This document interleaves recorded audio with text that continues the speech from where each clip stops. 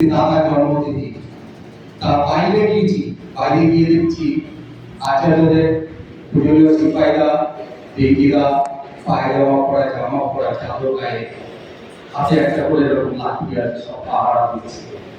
তখন রাত্রে প্রায় 3:30 হবে। আমরা দেখে বোধহয় প্রথমত পেয়ে গেছি, অবাক হয়ে গেছি। সকালবেলা 3:30 বোধহয় এরকম হবে। সকালবেলা যথারীতি কিন্তু তার আসনের সমাধি সমস্ত রাত্রি পরিচিত একজন ছিল, তাকে কৌতূহলবশত প্রকাশ করে ফেললাম। তিনি তখন বললেন, সমস্ত তখন এখনকার মতো সিকিউরিটি ছিল না, দারোয়ান ছিল, বিহারি দারোয়ান থাকতো। বলছে প্রত্যেক জায়গায় দারোয়ান আছে, কিন্তু তাদেরকে পাহারা দিতে তারা কিন্তু তিন ভাইকে তার সাঙ্গপাঙ্গ নিয়ে আমি দেখেছি। তখন আমাদের যে আন্দোলনের বলছি যে চায়ের দোকান, সেখানে বসে চা খেতেন, আমরাও চা খাচ্ছি, হয়তো তিনি এসে উপস্থিত, তার সেই ব্যবস্থা থাকতো, আমরা সরে যেতাম। সে সময় একটা কেটেছে। আমরা শ্রী দাদার 75তম জন্মদিবসে রাত্রিবেলা 3টের সময় তখন নেমেছি জসিদিতে।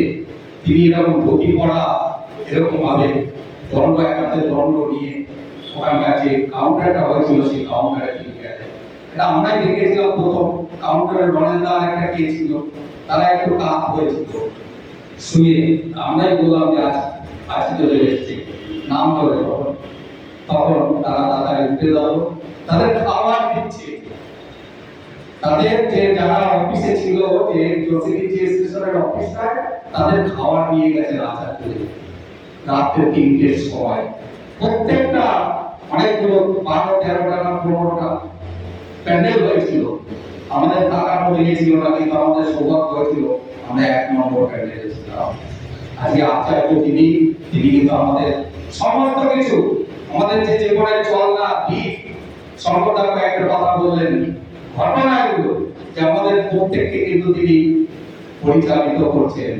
বহু মানুষ আজকে ভিখারা মানুষ আচার্য সান্নিধ্যে গিয়ে আচার্য দর্শন করা, তার সঙ্গ সান্নিধ্যের মধ্যে দিয়ে মানুষ কিন্তু সেই মানুষের পরিচিত, মানুষের রূপান্তরিত হয়েছে। আজকে দেশে তাবর যারা নেতা, তার কাছে কিন্তু তার সেই দিক নির্দেশ জানার জন্য তার কাছে যাচ্ছে।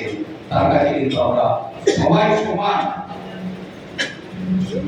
সমাজের একজন উচ্চ পর্যন্ত কেউ হয়তো গেছেন, বা আমরা হয়তো ইসলামা, সবাই কিন্তু তার কাছে সেই সমাজকে একইভাবে কিন্তু থাকতে পারে। সেই প্রেরণা আমরা কিন্তু আচার্যদের কাছ থেকে পাচ্ছি। আমরা যারা কাপড়ের চরণা শিক্ষিত হয়েছি, তার সরল মনন, তার নাম গান করার মধ্যে দিয়ে আমাদের কিন্তু অগ্রগতি এগিয়ে আসবে, এবং আমাদের অগ্রগতি হবে। পরমপিতাকে নিয়ে সবাই চলবেন, তাকে মাথায় নিয়ে তার নাম ধ্যান করবেন, তার যে দিক নির্দেশগুলো একটু একটু করে পরিপালন করবেন, দেখবেন জীবনটা আস্তে আস্তে আস্তে আস্তে ঠাকুরময় হয়ে উঠছে।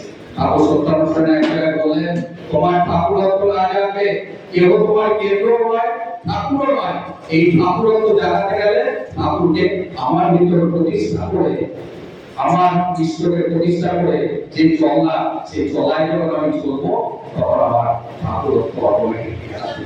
আপনি এই বলে উপস্থিত যারা এসেছেন সবার মঙ্গল প্রার্থনা করে আমি শেষ করছি। জয় গুরু।